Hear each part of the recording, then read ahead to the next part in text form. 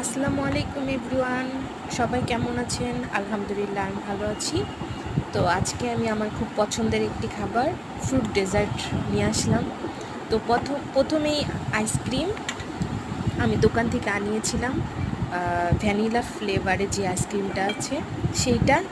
তারপরে কিশমিশ কাজু বাদাম, তারপরে হচ্ছে ড্রাগন, আম। তো এগুলা দিয়ে হচ্ছে মিক্স করতে হবে।